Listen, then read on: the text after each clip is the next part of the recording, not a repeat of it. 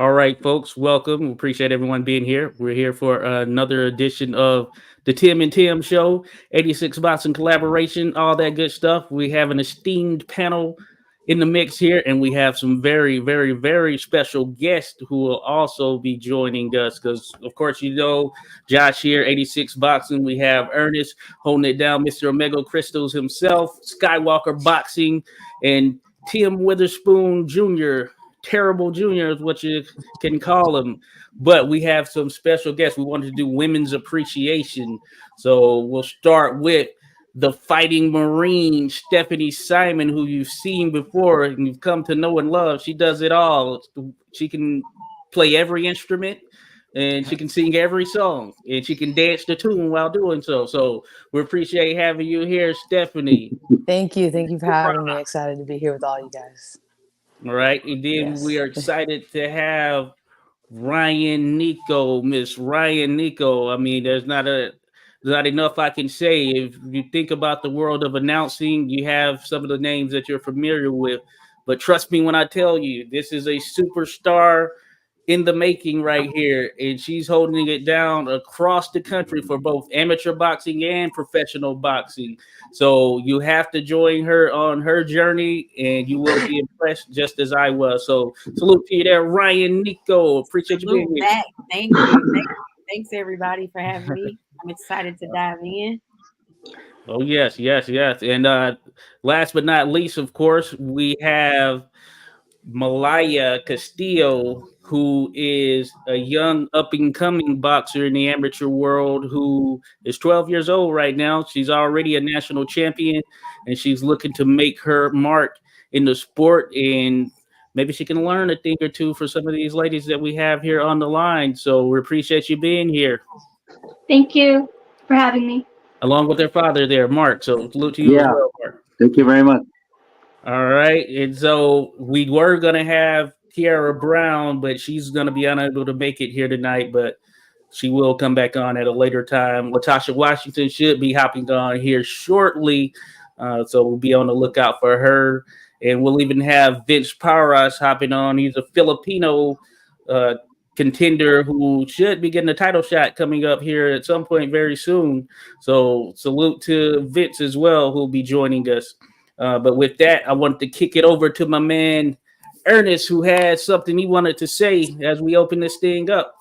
Yeah, buddy, let's go. Since we all came from a woman, got our name from a woman, and our game from a woman, I think it's about that time that we give these women the respect they deserve. Women's History Month is this month, which historically follows Black History Month. Ooh, tough times. Let me tell y'all something, right? So researching women's, let's just call it combat sports history, was real sketchy. I noticed that the more I dug into it, the more I found things that were kind of obscure and scattered. Aside from the International Women's Boxing Hall of Fame, it just seems like it's scattered two sheets to the wind. So don't hold me responsible for some of this knowledge I'm gonna drop on you, but I just wanted to give you a few gems just to catch some of you up who are not familiar with, the women's role or their legacy in the sport. All right. So initially, I thought that the Olympics were in 1904 was the debut for women's boxing, but that really wasn't the official answer. It's been said or reported that all the way back to 1722, that women were in there throwing hands overseas in London, particularly, right? But so now let's fast forward back to the 1904 debut that was supposed to happen. That technically didn't happen until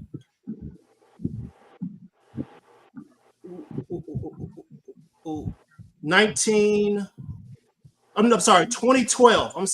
2012 was when the women's boxing was officially added to the Olympic Games, right? So 1940 was when we had the first women's ref, supposedly the first women's ref. She was out in California. 1973 was when we had the first boxing judge, allegedly.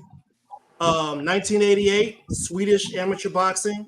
1997, British amateur boxing's first competition.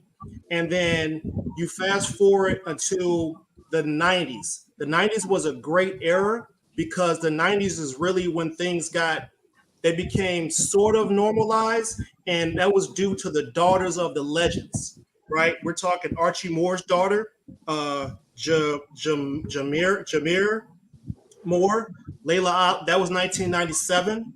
Layla Ali, 2000s. Jackie Frazier Lyde, also in the 2000s, and Frida Foreman, just to mention a couple.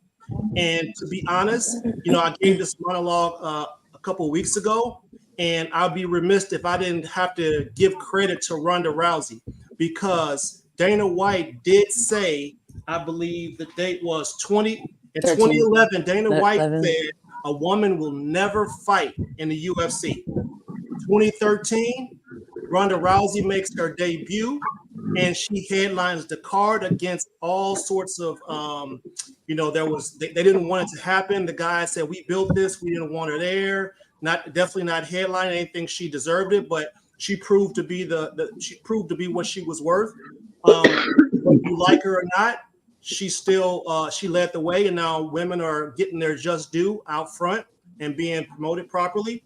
And then like I said, in a short period of time, so if 2012 was the first time that they had women's boxing officially in the Olympics, you got to look at how fast they got fast tracked. And the example I like to use is Clarissa Shields. Clarissa Shields is the first human, not man or woman, but the first human to hold all 4 belts in 2 weight classes, and she's a 13-time world champion, right? So, I mean, double undisputed and just got belts everywhere, and she did it in, I think, about 13 fights. So it's impressive, and let's get into this information today because women have contributed a lot, and we need to talk about it. All right, good stuff right there. Good stuff, Ernest. Appreciate it. Hey, that's some knowledge right there. Can I add a couple more names to your list, Ernest? Oh, the list is extensive. Because I'm a son of a professional fighter, who's famous. I understand, it's easy to pick those names, but we got women like Christy Martin, Ann Wolf, Lucille Riker, that really paved the way for, to be honest with you, I'm gonna keep it real. Christy Martin paved the way for Layla Ali. Yep. To get to where she was. Of course, she was Layla Ali, but there's so many women. And I've said many times on here that 5 of my family members were professional fighters, one being me. One was my aunt. She was a professional fighter in my family. So with that being said, I got questions for each one of these women on this panel separate. And I'm going to get to them when I can. But that's my opening statement, that there's so many women that are forgotten champions that deserve their roses too, their flowers. I agree. That's good stuff. And we have LaTasha Washington. She joined us. Welcome, LaTasha. Mention you backstage, all that good stuff. Holding it down as the president of PVA, just turned pro as an official as well. And she boxes amateur. Thank you very much. I appreciate it. Right there. And welcome, Vince, as well. Salute to you, Vince. Vince will be fighting an eliminator for the IBF. He's ranked number 3 in the world at flyweight. Congratulations. That's awesome. Yeah, good stuff right there. All right, yeah, we can jump straight into it. Now, I know that you have some questions, Tim. You can go ahead and kick us off. Yeah, sure. So for Malaya, right? Is that your name? Yeah. You are being trained by your father. How is that relationship between you two, and when did your journey start in boxing? Well, I started boxing because my mom died. Okay. And then I kind of I like doing boxing with my dad because, you know, he was there for me my entire life. Right. And he helps me a lot. So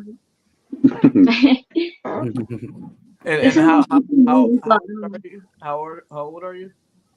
I'm 12. So I'm gonna ask you something because I have a daughter that's 10 years old. Um, Hmm. is there a time where you don't like dad because he's dad? Yeah. Yeah. Yeah, I know. My daughter too, man. I guess it's just the age, but it's good to see a father daughter team. You guys bonding together over that. My father was my trainer, and so that's why I wanted to ask you that question first. Dad, do you have anything that you might want to add to that? Yeah. I like seeing her train, and actually, my friend owns the gym, which his son's a pro boxer. So we he that's her coach too, and then there's another one, another coach that's name is Paco, which she has bonds with them. Drago Like too. they're more like a father figure to her too. So that's how we all train her, and that's how she started going rising up. So it's been a journey. Right. Hey, Tim, I met them. I was training for Border Wars last year. When you were doing celebrity boxing, I got in the gym and was training for Border Wars, and I met them, man. And they're from the same reservation as my wife. I want to shout out that she's indigenous. She's Native Yeah. American. My kids are Native American. They're from the same tribe, same area as my wife, and you don't see too many Native American boxers. And for her to be in the gym and accomplish like everything she did in 1 year, like they live in the gym, like they're there every day, man. Every day after work, he's in there with her training. Like she said, like her mom passed away, so that's her vent. Like she's in there hitting bags, and the kids are having fun. It's a great place. Duke City. I want to shout out Duke City Underdogs, Coach Paco, Coach Frankie, Baby Drago. Baby Drago, Big Russian. Right, right, right. Yeah, he trains there. She trains with professional bare knuckle fighters too. There's a lot of BKFC fighters in the gym. There's other professional fighters, so she's like everybody's treats the kids like their kids, and all these kids are learning from the best, man. John Jones, you're talking UFC, Jackson Wink Gym goes there, all the top fighters from Jackson Wink. So she's training with really really good fighters, and Nice. Hey, Malaya, congratulations. We call people like you trailblazers, leaders, spearheaders, taking the guide on by the pole and moving it forward. Those are some terminologies. I'm prior Air Force, and I had the pleasure of meeting the first indigenous woman who started.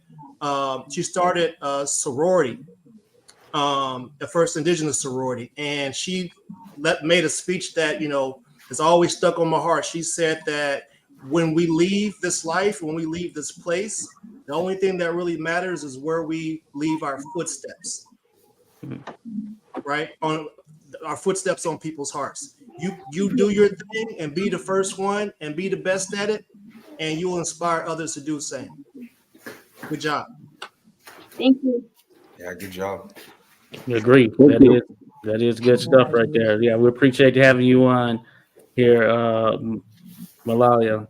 Uh, and I did have a question. I wanted to send it to Ryan real quick. Ryan, man, the announcing world. That's when I saw you announcing the fights and things, I was like, this isn't a first as far as seeing announcers in general who are women, but the way you carry yourself, the way you are really able to captivate the crowd. I see you working it, and I was proud to just be a part of that. I wanted to know how you got started down that path in general. Thank you, first and foremost, Malaya. I think you're cool, by the way. I'm. Thank you. I have no doubt your mom is proud of you. So keep doing what you're doing. You just made me inspired to just keep being a part of people's lives like you. So thanks for sharing that with us. And my journey started because I wanted to be in shape. And I live in Detroit. I was in a city. I'm born and raised in St. Louis, Missouri. And I grew up hooping. I was And there last. you was in the loop last week? No, I'm sorry. I was I drove past the arches. Oh, you drove through. Yeah, Passed through. I didn't stop. You didn't stick around. Right. I was passing Okay. through to go to Illinois, but I did see that magnificent arch you got in the city. All right. Well, every time you pass it now, just wave at me. Just I keep got me you. in mind. But essentially, to make a long story short, I wanted to be in better shape, and I was in a city where I didn't have the connections. Where usually I could say, "Hey, coach, can you open up the gym so we can run it?" And it would, and then I could do that. But being in Detroit with no family, and not to say, "Oh, I'm alone" and all that, but it's just that I'm very much so by myself here. And boxing, I know, is a grueling sport. I know, well, I assumed at the time would get me in tip top shape.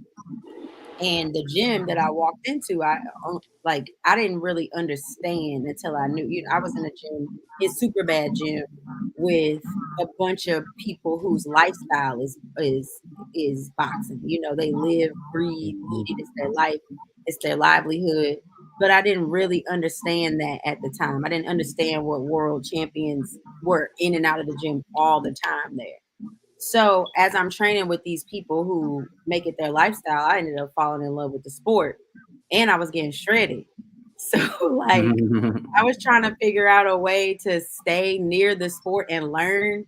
And initially in my mind, I was like, well, maybe I could be good enough to help some ladies spar, and if I keep learning, then I'll get better. And then I got hit in the face, and I was like, but I still love the sport. So I just wanted to be around it all the time and learn, and it started getting expensive to do that. And basically, I had experience in professional stage plays. I have a lot of voiceover experience. And so I started to pay-per-view the fights, pay-per-view big fights, that kind of thing. And I was watching a lot of Showtime, and I saw Jimmy Lennon Jr. And then they did this like panel where it was like all of the Knights production team up there, and I was like, it's no ladies, and I was like, Jimmy Lennon, I think you do. Yeah. So that's kind of how it started, and then I started talking to people and telling everybody that I wanted to try to announce a show, and can I announce, and then it just August. So I started in the boxing gym in March of 2021, and August of 2021 is when I announced my first show. Like, it was an amateur show. Detroit hosted a fundraiser, and it's just been on and popping from there. I love it. I love the sport. So I think that's basically what it boils down to. Me just really, really finding something that I like to watch and spend time doing. And so I've just been trying to figure out how to be a part of it, but still like some way I can have some longevity too. Because when you find something you love, you just want to do it forever. So that's basically the story.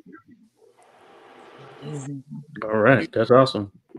And you like actually did something that like I teach a lot of people, because not everybody is going to be a world champion. Not everybody is going to compete, but there is a place in boxing for everybody. So I commend you for finding your lane and finding where you fit in the sport of boxing. You could have easily said, oh, I can't fight, so I'm not going to do anything in boxing. But you found your way to stick in there and be a part of it. So I commend you for that. Yeah, thank you. I really do think boxing is like the microcosm of life. Like, it really, really, everything about it is so, it just mirrors what we're doing here. From even just like, oh, a few supporters in your corner to a bunch of haters or not outside yelling, that are the audience. It's just every little aspect about it to me if, like, for instance, like when I think of boxers, when I look at fighters, right, I'm like, oh, if they apply every aspect of their boxing career or everything that it takes for them to be successful in the ring, if they can somehow transpose that and do it in life, then they about to be world champs in life, you know? So I'm just trying to get some of that, get let that rub off on me. So that's what it is. I just love, I love the game, love watching it. And you learn something every time you watch. Mhm. So shout out to the fighters. Shout out to people who want to fight, inside of a ring. That's they the bread and butter right there. Oh yeah, certainly. You muted there, Ernest. Mute, Ernest. Sorry about that. Ryan, this is sort of directed. I mean, I guess it's directed towards you. So you mentioned that you were a hooper, right? Mm-hmm. Man, so when I was looking into researching, female combat sports broadcasters, the list was very short, right? So, but what I did notice that now, aside from combat, but just sports in general, the female broadcasters, probably 90% of them came from playing basketball. They had a basketball playing background. So that was going to be a question that I was going to ask you a little bit later on, which was what your background was and how did you actually get into the sport. But my real question for you is, could you elaborate or explain to us some of the obstacles that you faced trying to, maybe get credentials or meet the right people, or maybe I guess we got to keep it PG-13, really, you know what I mean? But I'm sure that you faced some obstacles and some inappropriate things in order to get what you could. You maybe elaborate in a PG-13 type way? Sure. Obstacles. So how do I put this? Like, first and foremost, let me say this, that although, like, keeping it PG-13, where you were ending the latter part of the conversation, surprisingly, I have been treated pretty respectfully thus far in my short-lived career, So I'll say that I think that if you carry yourself a certain way, people won't really try you. But also, I'm pretty, like, I feel like we in boxing is a grungy world, right? So it's all kinds of different people that come that are in the gamut. So because of that, and me just being an understanding person, I'm not usually feeling like people's maybe side remarks or whatever are really geared towards me. I don't take a lot of things too personally, right? So I haven't really experienced like just total disrespect and the men are terrible. It's not like that yet. And also I have a good way of, if somebody's saying something in a way that I don't like, I'll say like, hey, like, I don't like how you talking to me right now. How you meet with it? What's up? Like, we need to, what we got to do? So the line of communication with me is pretty open as a person in general. So I haven't really had to fight or, just really stand up for myself in a disrespectful environment. That being said, though, the obstacles that I do face are when you want to get into a world, or you want to get into a ring, right? You want to get into a show, you want to announce a show. People already have their guy. And I didn't know this, but I'm learning that there's a certain sense of loyalty in the sport where if a promoter's been working with somebody for a long time, they're going to continue to work with that person, especially if it's not broken. So it's not there for me. I don't look at things like an obstacle. I look at it more so as a matter of time. So a lot of these guys have been working for 25, 30 years, 40 years even. I don't know if they're gonna be around much longer, you know what and I don't mean to think of it, say it so cryptically, but one thing that I have on my side, think is age when it comes to so-called competition with other announcers.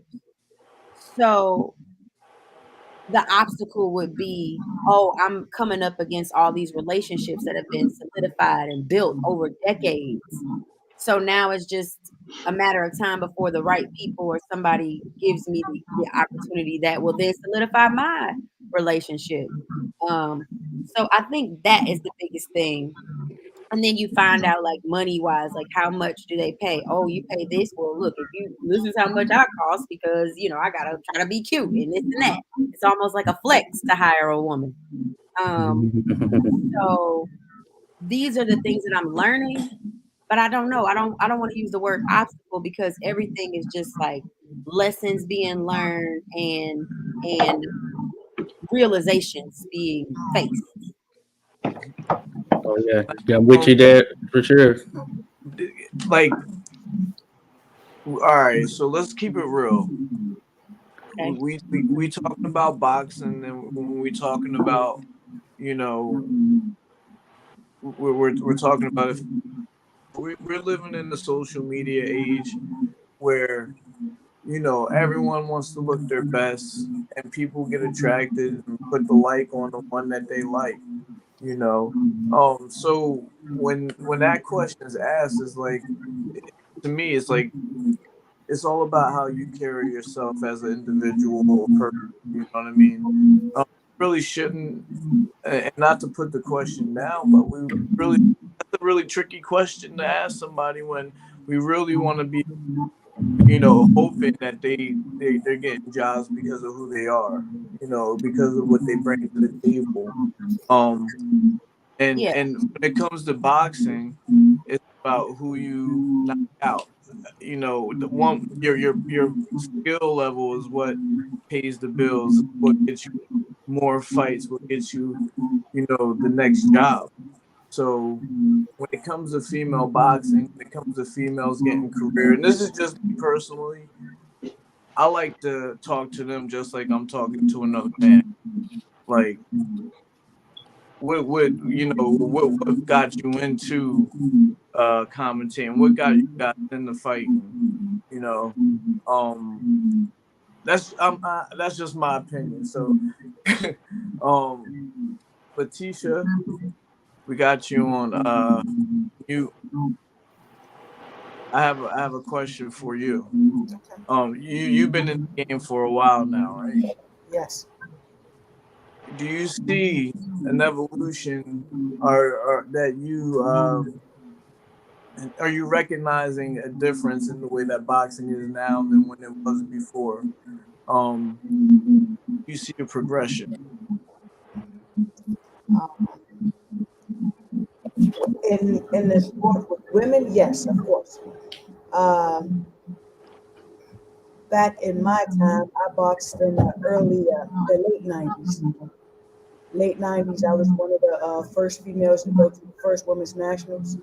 Um, we didn't have like Olympics or anything like that back then. It was very, very hard to do fights for females. Now you have a whole national. Women compete from 8 years old up to master age. So the progression in women, female boxing, yes, I have seen. Right. Well, now to go a little bit farther on that question, was there a time where you were like frustrated because there wasn't as much competition out there for you back then? Of course, was very frustrated. Uh, Boxing wasn't making money for me at that time, so of course I had to quit boxing, get a job, and support myself and my family. The reason why I came back to boxing is I wanted to basically give back to the kids because someone gave back to me, so I wanted to give back to them. And I was at the age I didn't want to box, but I wanted to do something, and so I started.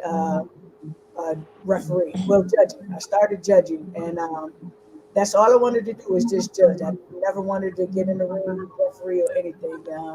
I had my mentor, Brent Boville, press me out to referee, and how he came to me to referee, he just came and said, "Hey, I got a goal," and I'm listening. Okay, we should go. He said, I want to teach a female how to referee. And I was like, okay, good for you. Good luck. You know, good luck in finding that female. And he kept coming and kept asking me. And eventually I said, okay, I'll try it. So I tried it. I liked it. And I just went from there. Once I got into the ring, I started understanding, okay, they have nationals. You can go to nationals. There's so many levels into refereeing that I wasn't aware of until I got into refereeing. So you have nationals, internationals, all the way up to the professionals. And I was like, hey, I just started setting goals and just started accomplishing my goals. Nice. Good stuff right there. Yeah. And I can tell you firsthand, me just starting out as an official, I got the pleasure of working with Tasha, and she helped keep me on game 100%. I wouldn't have learned as much as I've learned to this point if it wasn't for her. I was there basically like a novice, just going in there like a little puppy, just trying to absorb everything, and shared a lot of great knowledge. So I have a deep appreciation for her for sure. And she's holding it down as the president of PVA, as I mentioned. So Yes, sir. all the Yes, sir. boxing that takes place in this area, for the most part, runs through Thanks. LaTasha. Thanks, And Josh. I wanted to lob you a question because we got the Fighting Marine Stephanie Simon in here. Kind of how you got started there, Stephanie, because you've been on the fast track. Yeah. Well, so all the service academies, so like the Naval Academy, Air Force Academy, West Point, all the military colleges, the academies, they actually require all freshmen, usually freshmen or sophomores, to do boxing. So it's usually like like a semester long. It's nothing crazy, but it's just kind of to get your feet wet. Also, thank you everyone for being here, and it's a pleasure to hear. I was just thinking about everything. I'm taking everything in, so thank you for having me. But yeah, so because they require everyone to do boxing and wrestling, I was kind of like forced to at least step in the ring at the very least, not necessarily do it as a sport, but I ended up falling in love with it on accident. When I was growing up, wrestling was my main combat sport, but they didn't really at the time have a lot of wrestling for women in college. Now it's changed a lot. Like women's one of the fastest growing sports in college right now, actually. But at the time, around 2012, there wasn't very many options for wrestling in college. So, I come from a family with military. So my father was a Marine, and he told me about the Naval Academy and kind of talked me into that route, the military route. So, kind of had to put aside the dream of wrestling. And while I was at the academy, that's when I discovered boxing. But people that are in the service full time, you don't really have time to box or do sports. You can do them as a hobby, but to do it at that next level, elite level, it's very difficult. So I found myself once I actually hit the fleet as a Marine officer, I tried to stick with boxing, but it was just very difficult. I remember 2019, I went to the Eastern Qualifier in Ohio. And that was my first elite tournament. My coach couldn't go with me. I went by myself. I stayed at an Airbnb, and the owner was there. So I was sleeping in an Airbnb with, this random lady with no coach, nobody. I paid for everything myself. And I get there, and I'm about to fight.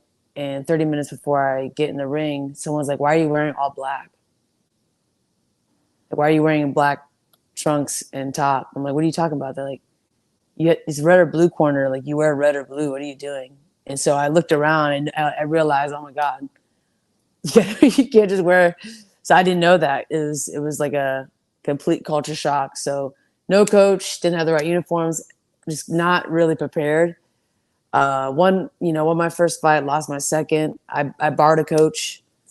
I borrowed a coach for those two fights. He was from New York, broken English. I speak a little bit of Spanish, but not enough to get by. So it was just the whole thing was kind of a disaster. And that was the end of 2019. I didn't come back to really to boxing until the end of 2020. that's when I got an email from the Marine Corps talking about this Marine boxing team thing that they're bringing back. I know you guys might know that most of the branches had teams, and then there's an incident that happened, unfortunate incident that happened back in like 2010, 2011. So they cut the team, specifically the Marine team. So it was gone for about 8 years, and then they decided, we're going to bring this thing back. I got that email, and it was no question, like all in. I emailed back immediately and asked about tryouts. And fortunately, the person that, became the head coach, Coach Joe Higgins, he was a Marine himself, so he could speak to us in a way that we understood. He understood our training outside of the sport. He understood our mindset as Marines. He understood the discipline. He understood the structure. And because of that, I feel that chemistry is what led to our success as a team, because most of our team actually had never boxed before, surprisingly. So 2021, April, that was my first elite nationals with the team.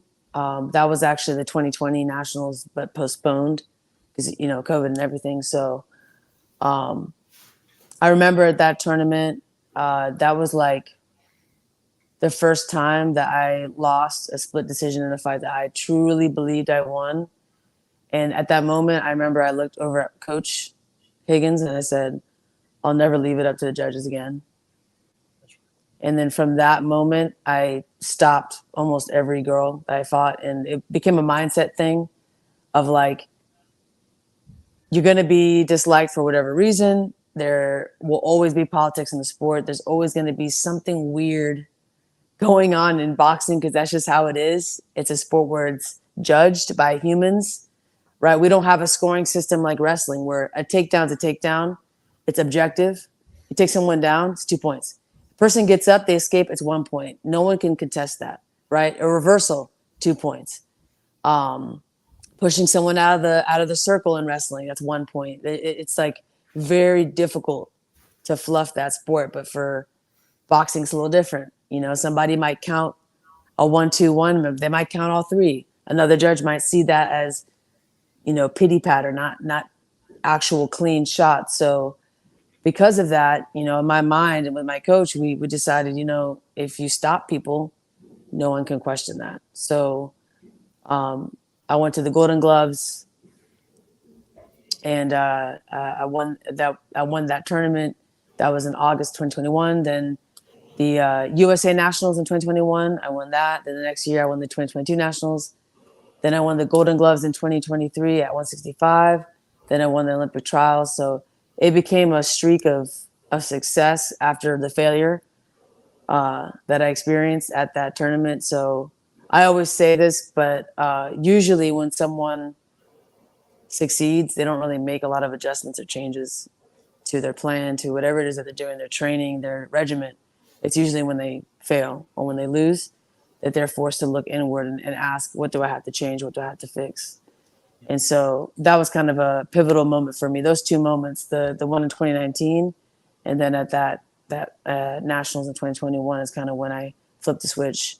And I will be completely honest. It's been difficult as a woman in this sport. And I have been in a room with all men as an athlete since I was 10 years old. When I started wrestling, I was 11. And I remember going in that room, the wrestling room, and I was the only girl, maybe one other girl in there. And it's just a pattern. It's like, there's always like a look you get. It's not an excited look. It's like oh, great. What are you doing in here? Like, who do you think you are? And that same look, I got it over and over again. I got it at the United States Naval Academy. I got it as a Marine officer. I remember when I first got my platoon, it was 60 men. I was the first woman in the entire Marine Corps at that unit to be in charge of all those men. And I remember the excitement I had to lead them and being told by a peer of mine that they were all upset that I was going to be their boss because I was a woman. It had nothing to do with anything other than that. So even in boxing, right, experienced that. But I will say this, right, is that times are changing. Things are getting better. And it's getting to that point where, yes, there might be a little bit of that friction or that lack of, maybe that questioning, oh, it's a woman, like, what is she doing here? But the time frame that it takes for people to get over it, it is condensed like immensely. And I'm happy that it's happening, and I can honestly say that. And I do feel that it is getting better. We just need to make stars. We just need to get people talking about us more. Like we did it in 2022, big time with Amanda Serrano versus Katie Taylor. I was there in person. It was unbelievable. Everybody was talking about it. It was just an incredible fight. We just got to do that over and over again. And I truly believe eventually it won't even be like is it a guy's card or a women's card? No one's going to care. It's fighters are fighting, and we want to see violence. We want to see intensity. So that's my opinion on it. I'm turning pro in a few months. So I'm excited for this. Nice. And like I said, I'm just excited for the future and ready to get after it. And have any questions? Yeah, let me know. Stephanie, listen. Yeah. Hey, hoorah again. Listen, when you show up to them offices with the meetings, kick that door in, go and stand your contract on the table. Hey, I'm here to hand out concussions and headache medicine. You feel me? Yeah. Where's my bag at? You know what I'm saying? I appreciate it. A lot of us are veterans. He's an Air Force veteran. I'm an Army veteran. Josh is. We got all the branches in here, and I know we do. We got women. I'm a former Ranger, and we got ladies in Ranger battalions now. And right. And that shit was hardcore. I used to tell I got hurt in combat, and I had to reclass to an easier job. I had my eye come out, so. Oh my God. I got out, and I was telling people, I was like, man, that's the hardest thing. You guys would never make it, and I would tell them that. But then there's girls making it, and that just proves to you that girls can do anything, man. 100%. Just the same as men. So respect, yeah. And I'll say something else. This past weekend, I had two fighters that were a little bit about 10 years younger that came over from Orlando to here in Miami area to train. I had them here. They were kind of on spring break, but it was like a training trip / just like get away from home. I met one of them. She was on Team Florida for Golden Gloves. And then her sister, so they both fight. And I'm talking to them, right? And I'm noticing that in the verbiage that I'm using, whatever it is that I'm talking about, whether it's fighting, promoters, managers, whatever, it's almost a negative tone and I'm losing hope sometimes. And I'll hear myself, but then I'll compare it to when they speak and when they talk about their futures, and they speak in the present tense, and they say, when I'm an Olympian, X, Y, and Z. When I'm a pro, when I'm a world champion, X, Y, and Z. When I do this, when I open my gym. And it kind of punched me in the face, literally and figuratively, that this next generation truly is the future. And they truly do think differently than even mine and my generation. I'm 29. I'm not that old, but I still have the tendency to doubt or to hold back or to limit myself as a woman because of what I grew up in. And I'm seeing that the change is happening, because just speaking to that younger crowd and hearing how they look at themselves, seeing how they look at themselves and hearing how they speak about themselves, it's very, very, very uplifting to see that. And like I said, I actually noticed it. And I was like, wow, that's some shit right there, So we always talk about them looking up to us, but sometimes we can look up to younger people as well, because a lot of times they don't have that, they don't have the ceiling. They just keep believing, so yeah. Oh yeah, certainly. Amen. I have a question, and I want to open it up to all the women on the panel. And I'll start with Malaya, because you've been sitting there so nicely for a while. Who are some of the athletes, not women or men, who are some I'm sorry, I'm not going to even keep it that small. Who are some of the people that you look up to that influence? Well, there's this one pro boxer at my gym. Her name's Shariah, and she's like Puerto Rican. Yeah. But I look up to her a lot because she's a pro boxer and she's 19, Right. and she has a younger brother who's like 16 and 18. And I look up to both of them because they're like they have a bond that they do together because they're both siblings. And I wanna do that with my little sister. I wanna teach her how to box, and I want her to be just like me. Nice. I love that. Yeah, girl, she's talking about. She's sponsored by Everlast. She's I believe she's an Olympic trial winner too. Shariah, do you know who she is, Stephanie? Yeah, we fought twice. You fought Shariah? Shariah, yeah, Shariah. She turned pro last year. She's in TCL now. She's amazing. She's a star. She's not a future star. She is a star. She's already blowing up in multiple ways, and as a model, as an athlete, as a fighter. I can't wait. I'm watching back. I messaged her. I'm like, dude, that video was dope. Yeah, she's got like incredible content, everything. Yeah, I don't know her that well, but I've seen her in the gym. Her and her brother. Yeah. Her brother's also he went to the trials. She didn't go to the trials, but he went to the trials. He did very well. He's getting better and better. He went to the tournament, and it wasn't in Colorado, right? No, New Mexico. Yeah. The Open. Yeah. He was there too. Yeah, So Roswell, the Golden Glove, Roswell. that's right. So That's where she won. that's right. Yeah, legendary family. So Yeah, Ryan was down there announcing. Moreu. Oh yeah. Yeah, Shariah Moreu. Yeah, Yes. I got a guy that he runs a company that has boxing equipment, gloves, shoes, gear, everything to get a fighter right. The name of the company is called Pro Stay. I don't know if you heard of Pro Stay Boxing. He's starting to promote a lot of fighters. He's out of New Jersey, and he has a mobile truck too that he goes around in communities. It has a gym built into it, and he goes around, and it's pretty cool. It's unique. That's incredible. Yeah. That's awesome. Yeah, he's in the house. He wanted to come by and say hello to you ladies. He got mad when I brought up Everlast right there. Yeah.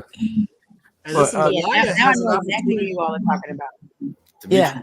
When you say a last name, it's like, oh yes, it's Maru. I have to ask. Yeah, 'cause Maru. I've Yeah. been saying Yeah. for a long time, and they're like, Yep. but yeah, definitely awesome athletes for sure. And Malaya has the opportunity to be the world's youngest world champion. Like you have an opportunity to be the first at a lot of things.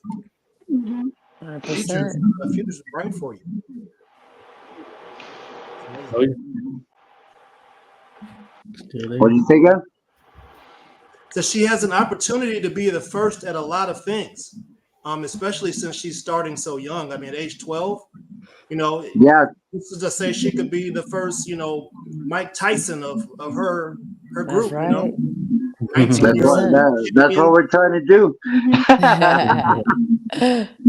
And the thing that's really good for her is that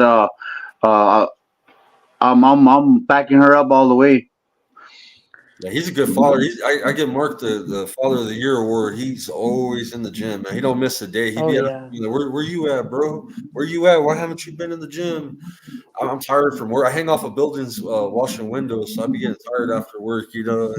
I got kids. And You Good got to stuff. get her a cool nickname, man. You have a nickname already? Yeah, they call me Tomahawk. Tomahawk. Oh, that's cool.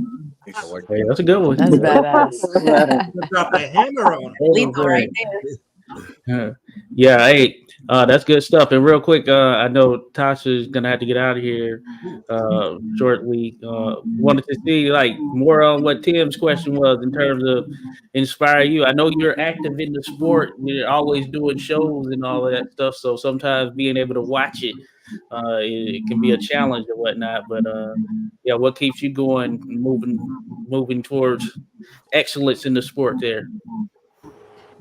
Well, what keeps me going? First, I want to say I am a fan of Stephanie's, and good to see you here. Wish you luck in your future in the pro. And Ryan, I am a definitely fan of Ryan. When I first seen her hit the nationals, man, I had to do a double take. Like, I'm here with him. And, you know, we always talk and converse, and I'm proud of her that she's doing her thing. And shout out to you. But what keeps me going in boxing is the we have a lot going on with our youth and our city, things like that. So just giving time and trying to help them stay focused, stay in the gym. I try to find out things like I'm always researching how you become a Olympian, what you need to do for the trials, researching their contracts, how, you know, what do they need to know when they transition from amateur to pro. So me, what keeps me going is getting our youth to go in the right direction. All right. Tasha, I Awesome. wanted to ask you something a while back, but we switched topics. So you come from an unusual for some boxing officials to come from an actual boxing background. So I initially wanted to direct some questions towards that, but I guess I want to kind of ask your perspective. Well, since you're a boxer, I mean, I would assume that you wouldn't have had too many people kind of, pushing you about, oh, she's gonna stop the fight too early. She's soft. You know what I mean? So I would kind of wonder that what advice would you offer to a woman that's going to be a boxing official or judge, and as far as like what would you ask, I mean, information would you offer someone that wants to get into the same profession as you and have to get past being judged as being a woman versus as an official? First thing I would say is basically study the rules. Know your rules because you're going to have a lot of challenges. So if you know your rules, you can study. So if you know your rules, then you can take up for yourself. You're going to have a lot of challenges of coaches, athletes, even other officials challenging you on your rules. Second, I always tell any official, you perform how you practice. So if you get in the gym and you practice and you go to the gym and you do what you need to do, you're going to look good. Record yourself. Get some feedback from other officials, things like that. Coming as a female, you definitely have to come correct as a female because you have a lot of guys, and I am one of the top officials in the U.S. We're not no longer AIBA, but we're World Boxing now. So I am one of the top officials. And basically, how I got there is that I made challenges for myself. I'm always in the gym, hitting the bag, talking to the boxers, practicing my craft. So to get good at what you do, you have to practice. Like I said again, you perform how you practice. One other thing I wanted to caveat on. There's this referee who's retired now. I call him High Booty Bayless, right? My man be making the craziest faces while he's officiating. How do you control your facial expressions when you see somebody get clobbered? Practice. Like, ooh, I know that hurt. Ooh. Practice. Because when I first started, I understand why he made the faces because you have the best seat in the house, so you hear everything, you see everything, and it's practice. Because at one point in time, I'm not gonna say I was that dramatic, but I did make like the body shots and stuff like that. It's just something you do. It's natural, but yeah, you have to practice that. Becoming a better official and taking that part out the game. I never even thought of that question. That's a good question. Y'all lucky we got a 12-year-old in here. I got questions. One thing I do want to say that's really, really impressive about Tasha, she said it, she alluded to it, that she's one of the top officials in the country, but during those national tournaments, there are loads of officials there, and tournament after tournament after tournament, you see her be like, they're graded throughout the tournament. So the people who are there at the end, the people who are judging and refereeing during the national, like the Olympic trials at the end on peak, those are the people who have outscored officials throughout an entire week of like sleepless nights and waking up early. So that is really, I mean, for you to, you know, it put it all into perspective for me tonight when you said I was one of the first women to compete in the national tournaments, and now you one of the last women, if not the only woman that I see towards the end of the tournament. I mean, oh, there's another lady named Miss Kathy that's always around, but I mean, Tasha is consistently one of the last referees or one of the last officials that remain at the end of the tournament. So when she said she's like one of the top officials, I mean, it's not just because she's outperforming a lot of officials time after time after time again. So I think that's dope as a mug. I appreciate that. True statement there. 100%. Are there officials? Have they started allowing women officials into the International Women's Boxing Hall of Fame? Because I feel like there is a space. They let officials over on the other side. I think they need to start letting some of the officials and the judges, and it should be a is that something that we could help with? Do we got to write a letter to somebody? Yes, I'm sure it will come. That I know of, no, I don't know any international officials or any female officials that have gotten into the Hall of Fame, but I'm sure they'll come. Hey, if they got Rocky Balboa in that bad boy, Right. No, that's a good statement right there. No, I was just thinking, this would be crazy.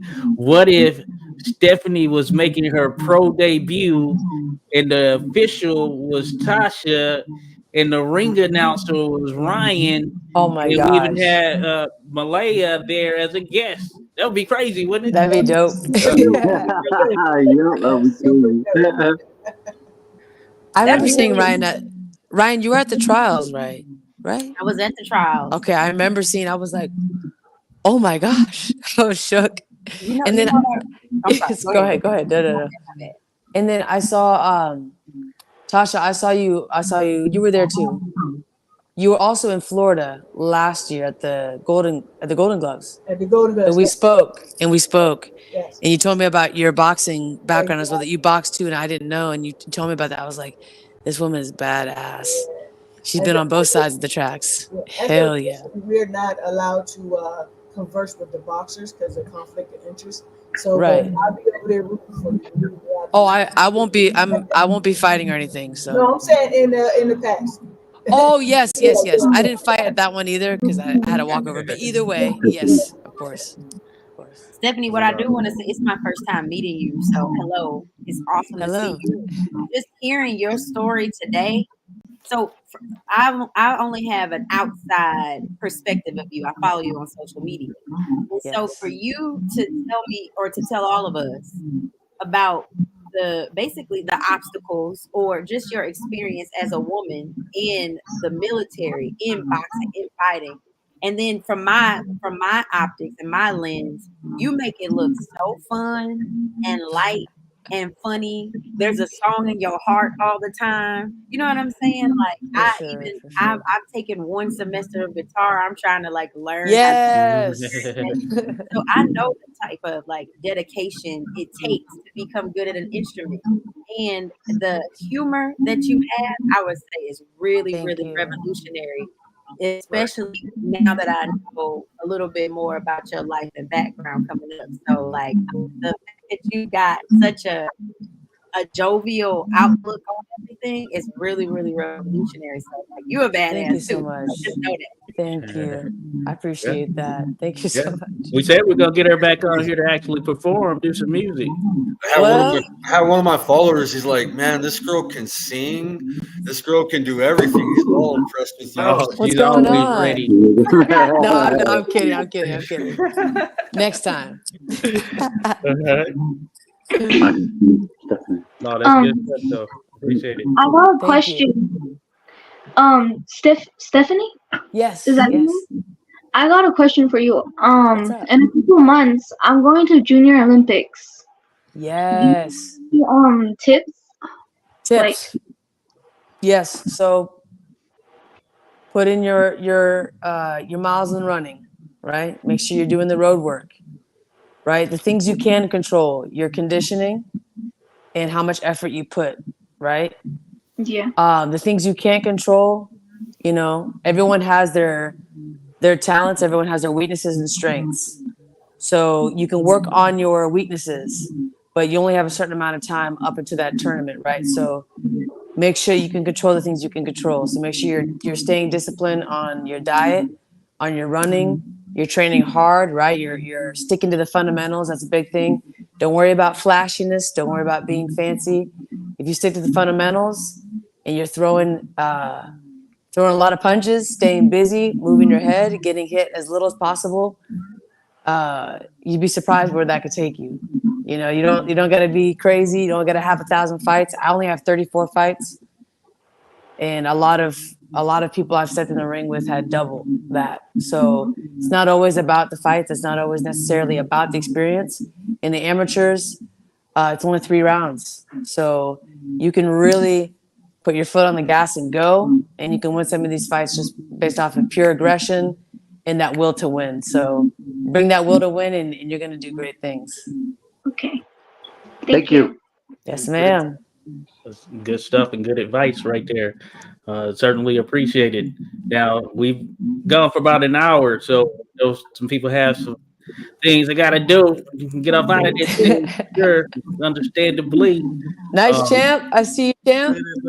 That's beautiful. Right there. The shininess is hurting my eyes. You gotta It's blinding us, man. You know, I blind. wish we could do this even longer. Maybe we'll have to schedule another one where we can talk about the women of the sport, dive even deeper into it. So, man, it's been appreciative having you all here for sure. Now, we want the people to follow you on social media, so feel free to drop it in the chat, or you can let us know. I know it's Steph Simon Boxing, Flicks on Me. I know you can be low key there, LaTasha, but hey, we got to get the people. They still gonna follow you. I know you're low key with it, but hey, Oh, Flicks LaTasha. on Me underscores in between. We'll drop those all in the chat as well.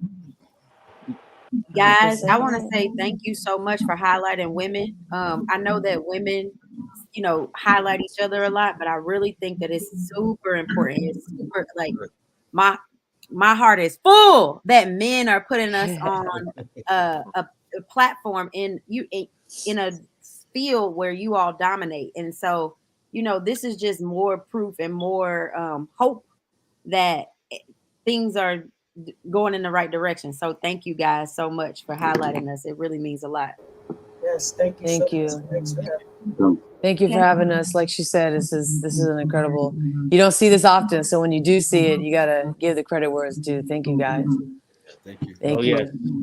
Thank you guys for having me, and I would want to give a shout out to my coaches, my gym, and to Coach Frankie, to Coach Paco, and to Coach David. What's the gym And name? to all Duke City Underdogs. Duke City. I like that. I like that. And all the people fighting at Duke City. I want to give a shout out to everyone. Yeah.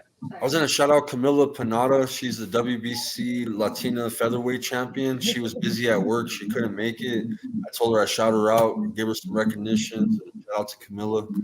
Miss Italian. Yeah, let's go. She lives like 30 minutes from me. Trailblazing from all the way from overseas, man. It's crazy. Want to drop in here? I'm gonna drop in. Oh yeah. Hey. Hey, I'm not shy at all, but hi everybody. Oh, yeah. No, I love the fact that you all like. I just dive. I'm a Tyson, so I'm like, let's go, let's fight, let's go. Where do I need to look? Here? Yeah. Okay, cool. Okay. So I had a question, and I just wanted to ask the panelists this question because I tend to get nervous sometimes. I'm not a boxer or anything like that, but I thought we all probably could learn from each other. How do you all? Can you like name a time that you all got really nervous, but you still performed and you rocked it? Like everyone gets nervous, but can you walk us through that process that each of you take, like especially like getting up and announcing? I'm sorry, Ryan, I can't. But like, how do you do that? Like you had a bad night, like your mom or whatever, your dad, whatever, and you're like, okay, I still got to grind, I still got to do it. Let's go, and you actually did it. Like, walk us through that. Okay. It really helps when you like what you're doing. I'll say that. Okay. So that's key for me. I love it, but I don't like to ad lib anything. So I typically prepare before even if it's the morning of. They put like on amateur shows, you don't know who's going to be on the cards at the national tournaments, but I could at least skim over about sheet or two. I could at least mark a name where I know I'll have to run over in 2 or 3 bouts to go ask, how do you pronounce something? So I would say long story short, so that everybody can answer.